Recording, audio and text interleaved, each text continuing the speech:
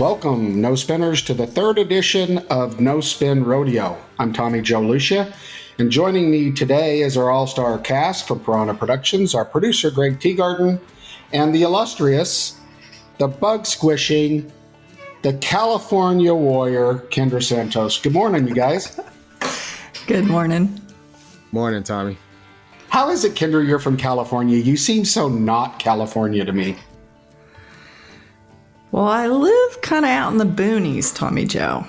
So let's also remember that the generation before me, rodeo was based in California. Grasshopper, are you forgetting this? Like that's where it was all. That's where all the big dogs lived. They lived in Oakdale, California, the original cowboy capital of the world. And yes, the migration has moved to Stephenville, Texas. I get it. Yeah, Parker County, actually. One of my kids lives there, but a whole bunch of our heritage comes from California, and there are still beautiful, beautiful areas and agricultural ranching communities in California. Well, my wing lady, Jamie Brown, lives there, and there is. It's interesting that there are ranches out there, and I want to thank all of those Californians that moved to Texas because they have taken 1 acre and from 6,000 to 26,000, and I'm not sure if that's good, but hey, come from California, bring everything but your political beliefs. Okay. We're getting started here. We're going to start it like we do every day, kicking it off with Kendra and some rodeo news. What do we got, Kendra? Well, as always, our rodeo news this week is all over the map. Highs, lows, everything in between. I would love to start on a fun, happy note. Seeing breakaway roper Maddie Dearman win Puyallup was really fun. I think most people are like, Maddie who? She's a master's degree student, I believe, at Texas Tech.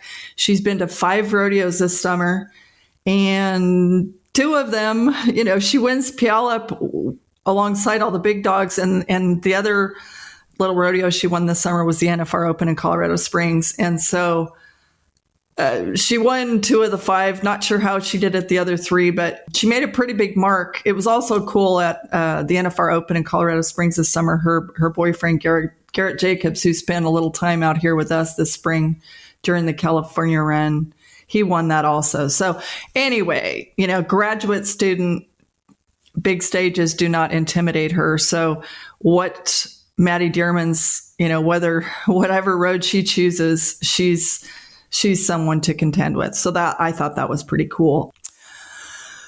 On a sad note, our rodeo family just lost 2 talented young cowboys, team roper Conley Spencer, 14 in Utah, and ranch saddle bronc rider Ski Burks, 26 in Texas.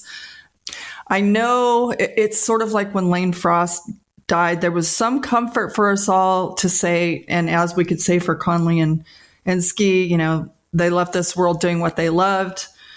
Still, there are a lot of, shattered hearts, their family and their friends. It's just a grief that, how do you even put words on it? So prayers and thoughts and all good wishes to those families.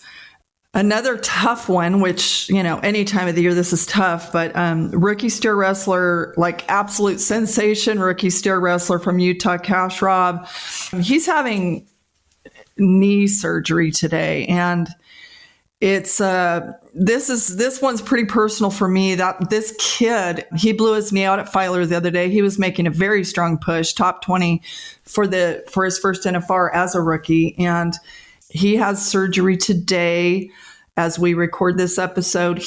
Cash is a great kid, and I've gotten to know he and his family very well. He dominated the Oatberries Junior Steer Wrestling World Championship Tour. He had 6 years on it, and it's 18 and under. So this is how far back this kid goes with this event. He was also a national high school champion. He's been traveling with Tyler Wagasback. So we send our very best wishes to Cash and his family for a speedy recovery. If you'll remember, Tommy Joe, Cash as a teenager won Days of 47, a couple years ago. Like, this kid is is something special. And, he's having reconstructive knee surgery today. It's a setback, but the comeback story will be very fun, and I can hardly wait to write it. So wishing him the best. Is it like 6 months typically on a knee, 8 months? What is it typically on a reconstruction like that? That is typical. It depends on who's doing it. If the right guy's doing it. The big thing is these guys rehab. And the one thing I'll say about the steer wrestlers, they got each other's back and they'll push each other. And rehab is the key for all these guys. It doesn't just come back unless you work your rear off. So I hope he gets back into it. And I think that's just a bump in his road. He's the real deal. He is the real deal. And Pepper Murray is doing the surgery there in Cash's native Utah. And a lot of people have had a lot of successful outcomes. So we wish him all the best. Maybe the biggest news of all this week, JB Mooney just announced his retirement after about a $7.5 million bull riding career. Winningest bull rider of all time. Everybody knows the basic stats. 2-time PBR world champ. He made 15 trips to the PBR World Finals, which is not because he wasn't, derailed with a lot of potholes of injuries. But 2021 NFR, since the day I met JB, I have said that he, for me, is an absolute second coming of Tough Hedeman. They don't come any tougher. No one hates losing more. I think I remember when he went to the NFR in 21 and I just happened to walk out of the press room behind him out when he was leaving and I was leaving at the same time. And I walked out of that tunnel at the Thomas and Mack behind him and his little boy Jagger. And the conversation they had was one for the ages. And I will just say, something about F 'em and feed 'em fish heads. And I giggled my whole way out of there. And I thought, you know what?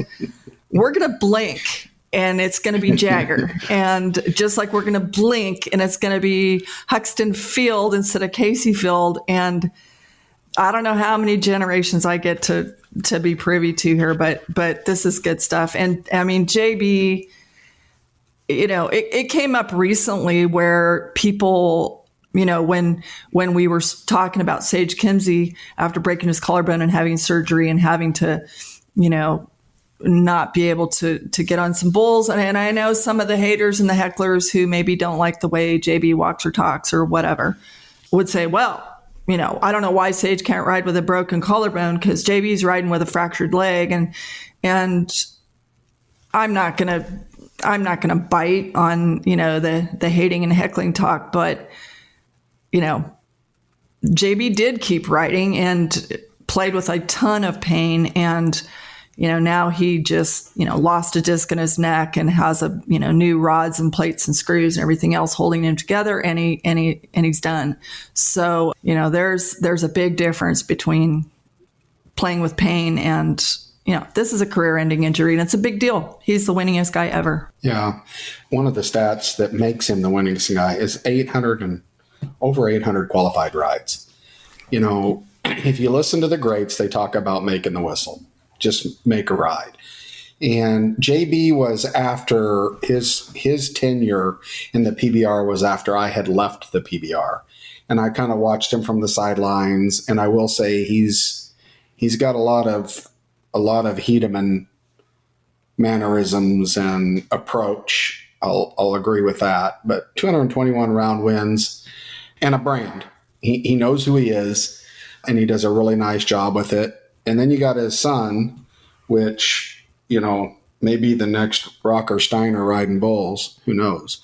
But they give him plenty of piss and vinegar, and that's good because I think it takes that to be successful. So, and if you look at Luke and some of these other guys like that have a winning attitude, they'll win. He'll do. I have 100% confidence that he'll find his next spot in our sport, since it's not on bulls. So good luck, JB, and hope you heal up.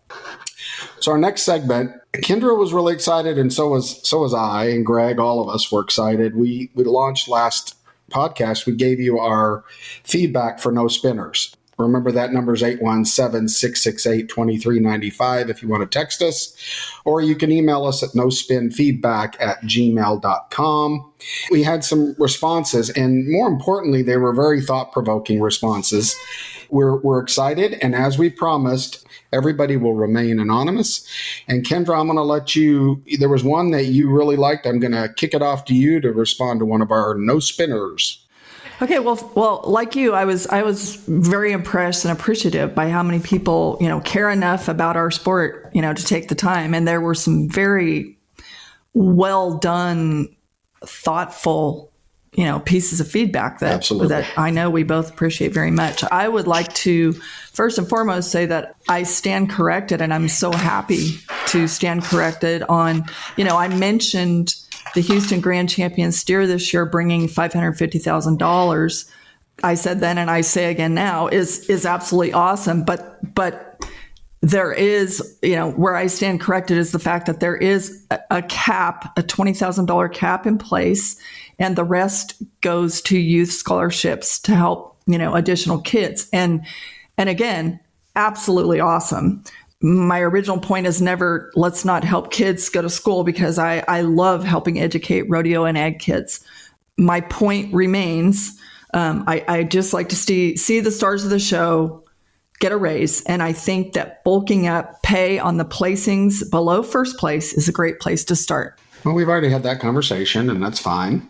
I think it's, however, I think we also need to embrace the fact that these great stock shows that populate the winter months were in fact stock shows, right? There were stock shows. And I agree with you. I think that figuring out how to raise the bar for cowboys is a good thing, but I don't think we should, if the stock show's doing well. I mean, here's the deal. You've got kids. It was even in the response, a grandpa goes in and buys a kid's steer. It's just a good model, and it raises a lot of revenue. And so it's good. Education's good. So I still think it's a good thing.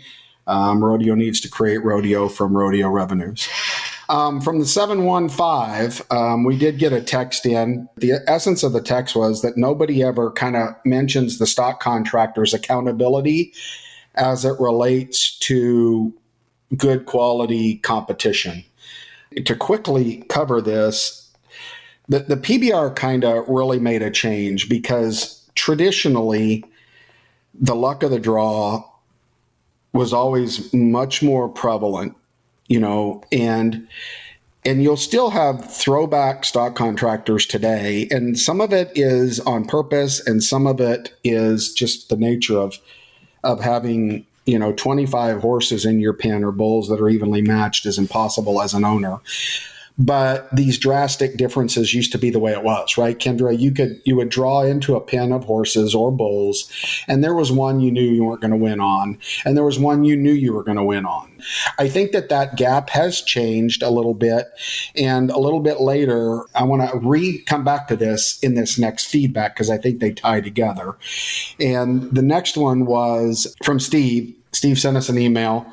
How can our PRCA judging become more consistent? His note was, when the big guns draw a 36-point horse and mark an 87, and then a rookie draws a better horse and marks a 78. Well, I've seen a lot of comments on social media and stuff, and most of you living room judges don't know what you're talking about. Now, I'm not saying, Steve, that you don't. You may know the difference between a good horse and a bad horse.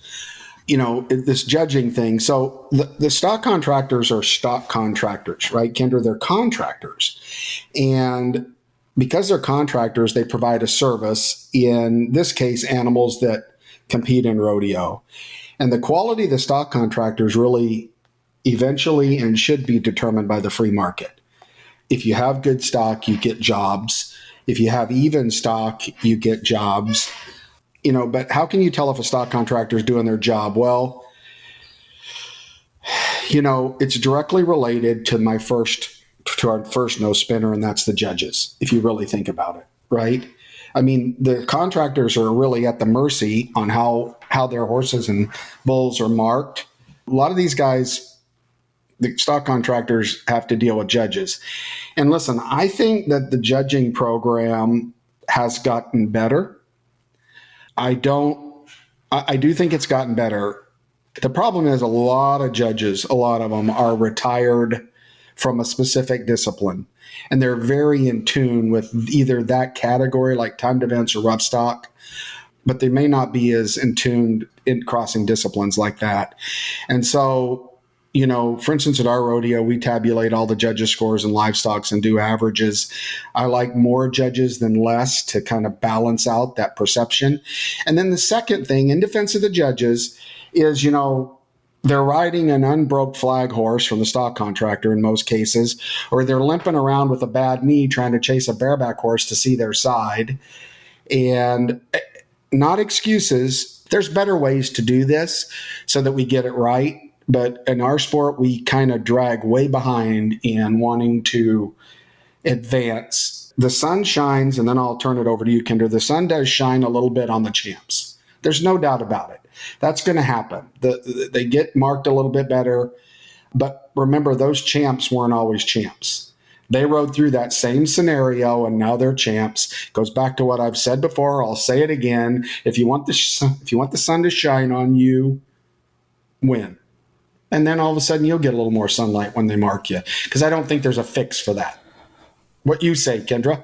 Well, I mean, there's so many points to this little mini conversation, but what you said about the stock contractors being at the mercy of the judges, I'll also say from the contestant's perspective, a dink's a dink. So he's not gonna bring very many points. I will also say huge strides in our industry when it comes to demanding, the talent pool in the stock in rodeo today compared to what it was is similar to the talent pool. The talent pools are deeper on contestants and stock compared to what it used to be. And of course, we're, demanding, stock contractors are bringing in subcontractors, and we're demanding, a more level playing field and more chances to where it's not just, we know the outcome of today's rodeo based on who drew this particular horse or bull or whatever. So that's a good stride. On the judging, of course, my perfect world is we would have enough money to have experts in each event. I understand that's not going to happen, but biggest point I would have on judging is there's no way in real time that someone who used to ride bulls or bucking horses can call a crossfire in real time. He hasn't done it. He doesn't have. It's the same way if someone used to team rope in their prime. Do you really think that guy can see a bull ride in slow motion and decide degree of difficulty? Is that even a fair ask? I don't think so. Judges are human beings. They're not paid enough. And for them to be experts in every event it's impossible. How do you judge something that you've never done? But you're right, Kendra, a dink is a dink. The question is, what is a dink? And I'll give you an example. If you're setting pins of horses and you set hard to ride, that's the problem, is that often they don't mark the stock equivalent to how hard they were to ride. Because back in the day, a sunfish and Bremer that turned inside out, right, bent his back in two, and you've seen the pictures of the old rodeo pictures where this Bremer bull is blown in the air and shoulders is on him. They won't mark that guy anymore. They only mark a bull that jumps out there and chases his tail to the left, turns around, chases his tail to the right, which is actually an easier bull to ride, really.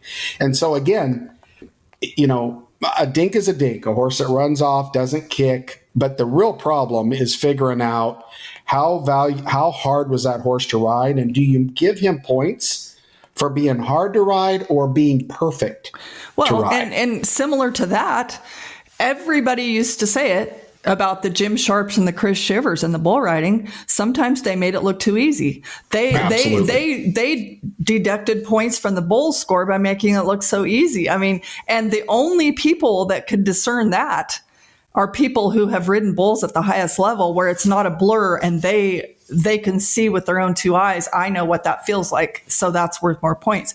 I also would say in this subject, there is absolutely a disconnect that happens a lot between stock contractors / rodeo producers, committees, and contestants. And beware of always trashing a cowboy for turning out if he drew something that is a zero chance. No, it's a system. I don't think you can point a finger at the stock contractor necessarily, or go try to put 30 horses together that everybody thinks they can win on. You're not going to get it done, Kendra. You can run at the stock contractors all you want. And in that same pen of horses, there's five guys that can win. Sorry, I have to interrupt you. I am not running at stock contractors. I'm simply saying, I hear it so much, with friends on committees that saying, well, that damn so-and-so, he turned out. And it's like, well, if you drew Dink Boy today, you would have turned out too. And I'm not running at stock contractors. It's impossible to have an even pen of bucking horses. Or bulls. It's not I don't have possible. a problem. I don't have a problem with Joe, your cowboy, turning out Dink Boy. The problem is Joe, your cowboy, turns out I can't ride that son of a buck because he knows he's going to get thrown off. Got a problem with that. I'm with you. Have a little JB Mooney in you and go get on. Yeah, you're right. But there's so many colors in this spectrum, and there's a lot of variables in our sport. And I agree with you. I agree on all the fronts, but I think that there's two sides to that story a little bit. Greg, throw on the board for point of view judges in the future, because I think we could spend the whole day on this. Let's move on. We got some feedback from John. He sent us an email, and this kind of leads into our point of view in an indirect way. But John's feedback was that he would really like to see the associations have more transparency in their decisions and or information. Example that he gave last year, why were there 16 bull riders? That's a good one. Another one was, Reno, the follow-up on the investigation. That stuff is more fun to kind of follow up on because it's a little gossipy, I think. But to that point, which kind of leads into what Kendra and I are going to talk on point of view today, is that I'm not so convinced that this is a lack of transparency, Kendra, as much as it is a failure to communicate. I think and I'm interested in your thought on this because I think being deceiving is one thing and just doing a terrible job communicating is another. And, one of my sources with the PRCA said to me, we do need to do better in providing information in a timely manner and getting it out there and making sure that there's access to that stuff and you don't have to spend 6 hours finding the information you need. So what do you think? Do you think that in some of these cases they are intentional about what they're telling us, or do you think they're just crappy at getting news out? Well, I am a strong believer in communication. Obviously, that's what I do for a living. And I have always, when I was in positions to have a large, significant voice at the PRCA or the PBR, I would often say the facts are in our favor. We do best to simply tell the truth. That's how I feel about it. And you'd be surprised, how many times it was like, well, we can't do that. I felt, to just say the Reno example, when you put out a statement and you say, we're investigating the incident in Reno, unless you're going to say, here's what happened, including names, and here's the outcome, why would you say anything at all? So I'm for, this is the facts. That is, and I understand that there are times when that's not possible. Somebody's going to lose their job. I get it. I'm not going to criticize specific people or, specific decisions, but generally speaking, I think governing bodies are best off to say, here's the deal. And I will say also, I think the PBR has done a damn fine job of that. Is it possible for one of you to just kind of go back over what we're talking about when it comes to the Reno investigation for just some of the people who may not have heard of it or know what's going on there?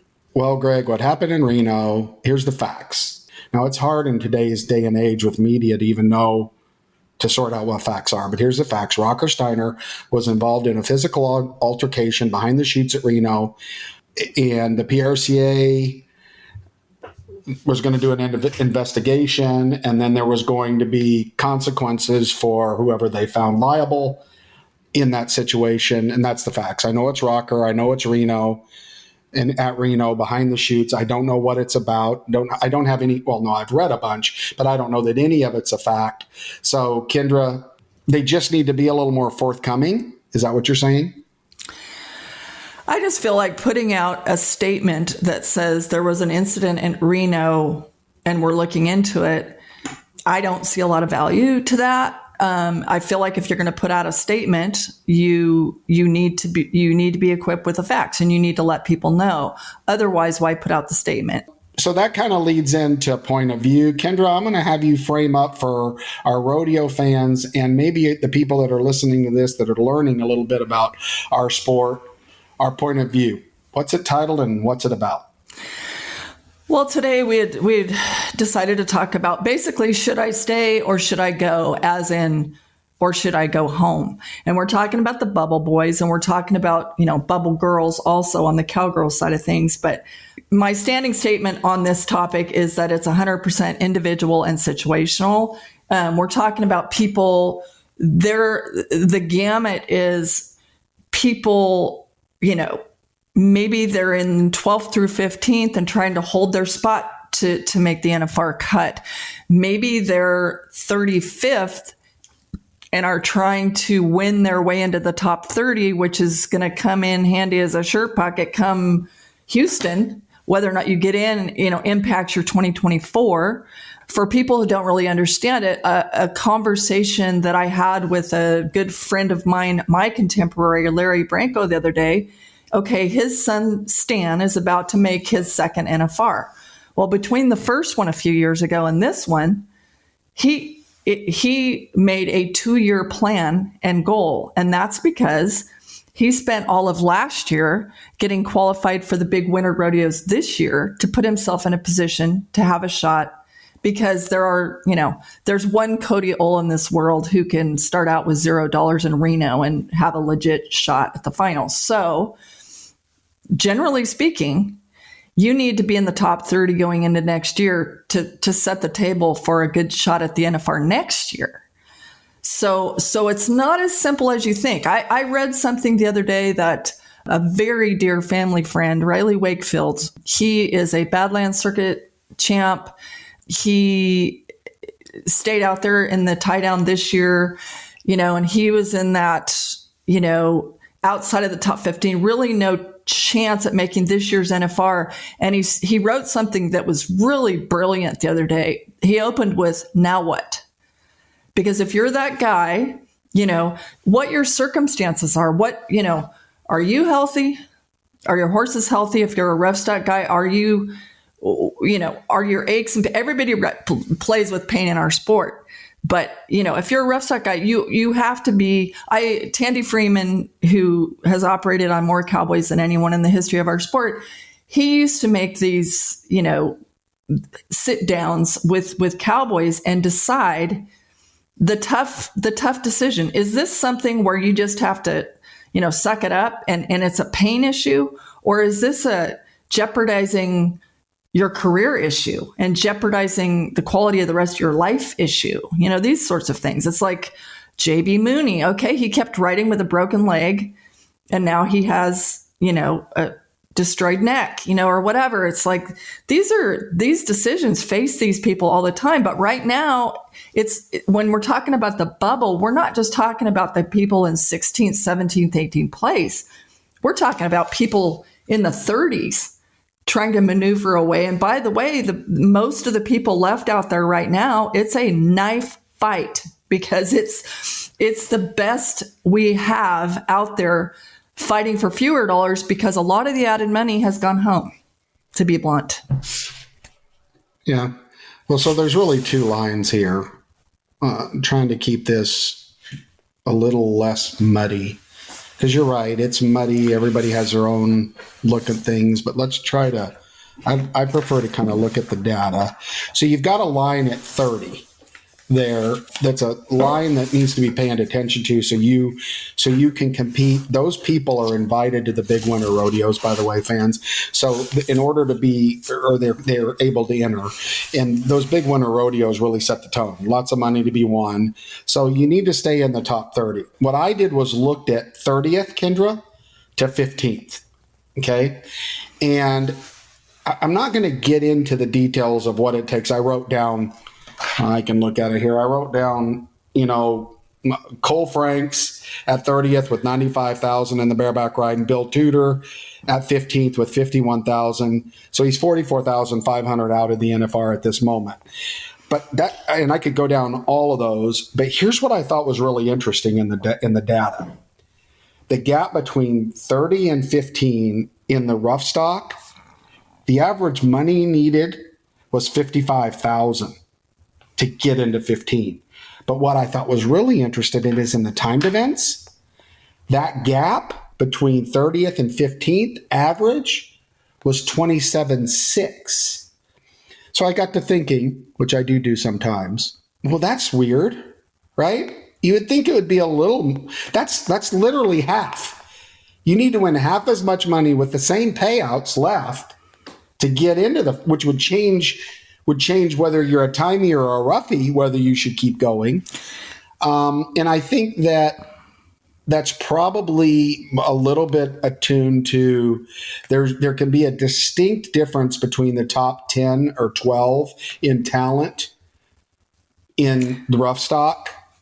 No, you're shaking your head. I think it's a numbers game. There are exponentially more timed event contestants who are members of the PRCA than rough stock. So I think that accounts for a lot of it. There are so many. If you have 200 steer wrestlers entered today, you're going to have to be faster to place than if you have 50 rough stock riders. There are more, the talent pool is going to be deeper simply based on the numbers in the timed events. And I'm not saying deeper. I'm not saying they're superior in any way. I'm just saying there are so many more timed event contestants. Quit being soft. Come on. How about this, Kendra? I'm going to list my reasons to go and then reasons to go home. You either say yes, meaning you agree. If you say no, tell me why. Want to do this? Does that sound fun? All right. Reasons to go. The NFR buys your future. Yes. And can I add to that? Well, we figured you would. We just cut it out in the edit. Reasons to go. I'm going to give one example from each end of the arena. Reasons to go. Okay. The NFR buys your future. Yes. That's where profits are made. We all know that. It's also, I'm going to give two examples. 2005, Scott Snedeker edges Guy Allen by $1.67. Okay, that's why Riley Webb has a commanding lead in the tie down, or Dalton Massey in the steer wrestling, but they're still out there because, the NFR go rounds pay $30,706. The average pays $78,000. Do you know a clean sweep at the NFR, what you can win? $385,807. So the reasons to go is so that you're not Guy Allen losing a gold buckle by $1.67 or 1993. Okay, let me give a rough stock example. Ty Murray beats Darryl Mills by $95 in 1993 for the World Bull Riding title. That's the reason to go. I'm talking about for contenders. Okay, keeping points and money to stay ahead, I agree with. Okay, but because I don't want to jump into not reasons to not go yet. Let me get to my second one. Top 30 in the standings for qualification to winter rodeos. We already said that. That's a reason to go. That should be an easy yes for you. Yes. Okay. Piss and vinegar. It's this attitude. Right? Do you maintain this attitude that you're going to keep fighting every time? Future point of view, do I take the rewrite or not? Yes or no? Maintaining, being that character that I'm going till I can't go anymore is a good reason to not go home. Yes or no? If your credit cards are maxed out and that's a reason not to go. that's a reason not to go. Yeah. Do you think that attitude is a reason to go? Keeping that attitude fiery. It depends. There are a lot of things it depends on. Are your sponsors demanding that you keep going? Is your family demanding that you keep going? What's the reason you're keeping going? If you're keeping going and spending bad money after good, then you should probably go home. I bet there's more families saying, come home and get a job sacking groceries at Albertsons. I understand that. So let's get to reasons to go home. Okay. Yes or no? If no, why am I wrong? Extensive credit card debt. You're in debt, right? There's some point where you have to make a businessman's decision that you're never going to crawl out of this $50,000 hole. You better go find something that pays you every time you put in effort. You agree with that? Go home and regroup. Yeah. Animals and bodies are torn up, right? I think that's a reason to go home, right? And when I say bodies, that's two parts, because you talked about the physical trauma, but there's mental trauma, okay, in any competition and including in rodeo. Guys they're fighting their own heads. They're burnt up. They're tired. They're sick of eating a hot dog in the convenience store. And girls, they're just sick, and they do want to go home and see their family, but they want to win. So, animals and bodies torn up, good reason to go home, right? If you're fried, your chances of winning are so much less. Go home and regroup. Agreed. If you don't want to be there, go home. Yeah. Now, the one thing I'll go back to a little bit for your reasons to go. So you said they should go because, the NFR pays a lot of money and you need every dollar.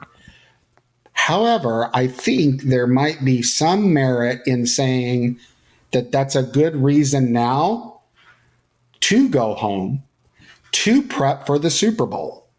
Now the question is, prepping for the big game, is that competing on the field or being at home with your family, resting that burnt mind, resting those horses, tuning them up in a practice arena instead of with judges flagging? Like, what is prepping for the NFR? Because I would say that there's an argument that a smart guy, and I've never been talented enough to do any of this. That's why I'm produce shows. My point is, though, from a practical perspective, maybe they ought to consider, Kendra, going home and freshening up, right? If you know you've got the NFR made, so you got it made. It's pretty damn hard to not go to the NFR, right? No matter where you're coming in at, you could win it. And you're made the 30 for next year. Man, isn't there a little bit of an argument to go home and rest up and get fresh? Okay, so for one thing, yes, and if it's a matter of, you're a little sore or whatever, there are a couple months, October 1st until December to the NFR, there are a couple months if it's a matter of, just sort of freshening up that way. But point taken, it is a grind out there. And particularly in the timed events, when you don't have a chance to practice or tune up your horse or score some, okay, Speed Williams' daughter, Haley Williams, regular season record breaker this year in the breakaway. She started having a, struggle bus, horse stuff herself, fighting her head. She pulled up and went home and got in the practice pen with her dad for a few days and, quote, freshened up and come back gangbusters. That was a good move for her. And, some people have those chances to do. Her dad is smart. Because he knew. He knows how to play the game. He knows how to play the game. So, he knew what she needed to do, and she listened. Yes, but she went home for a matter of a few days and came back, refreshed, renewed, and with some confidence that is all important, as everybody knows. So I think from point of view, to wrap it up a little bit, now I'm going to wrap up point of view and then do some clarification stuff that kind of goes back to the transparency. And this kind of bleeds into the point of view. So we talked earlier on our podcast about big money rodeos. So why don't you wrap up our point of view? Well, I'll say this. Okay, when we were kids, Wide World of Sports used to say, the thrill of victory and the agony of defeat. Remember that? I do. So here we go. Puyallup was a taste. the Governor's Cup in Sioux Falls, South Dakota at the literal regular season finish line, guess what? We can say right now, 2 weeks ahead of that there will be some thrilling stories of this person, cowboy, cowgirl, came from nowhere and won a pile and we didn't see this coming. And it's going to be so happy and so exciting. And guess what? For every person that catapults into the NFR cut, somebody is brokenhearted because they've been out there grinding all year and racking up those credit card charges for the hope to get to Vegas where profit margins are made. And they just got dumped out on the last day. Somebody will have been in the top 15 from start to finish. They will get dumped at the finish line. And that also, yes, that is sport. It's tough, but that's part of it when you have the thrill of victory and the agony of defeat. You don't win a Super Bowl based on how many points you score all season. You win a Super Bowl on what you do in the last 2 minutes. And so it's interesting. I like it. I like it. I understand what you're saying, that people have put in blood, sweat, and tears, but you can't consider yourself a sport if you award buckles on aggregates. We agree on this. We agree. I'm not saying to toss all aggregates. I'm not going to go for that. But I'm saying, because that's part of the gamesmanship of the NFR. I do like leaving a tick of tradition in here that when it's works and makes sense. But I'm all for big money, as you know, and these storylines that you can actually take that actually fly in the mainstream media, our sport needs it. So I'm absolutely not against these huge, finish line rodeos. I'm just saying, for every thrilling winner story, there will be some tough ones also. Well, and I think this will add to, when you get events like this, right, where it matters right now, that helps tune these guys up for the pressure of the NFR and ladies. It does. You need that pressure, right? You can't feel that pressure in the first round at the NFR and expect to succeed, especially as a rookie. You need to feel that pressure. I got to do it now, with the situation now, whatever the obstacles are. So I think that putting these athletes in that pressure situation at Puyallup and the Governor's Cup before the NFR is a good thing. I think that's good. I think that the money's good. And also, if you're one of these success stories where you come in and win a lot of money, that can do a lot, because I believe you win because you believe you can win. I think you have to believe that you can win. Very seldom does anybody win any discipline if they really question whether or not they belong or whether or not they can win that night.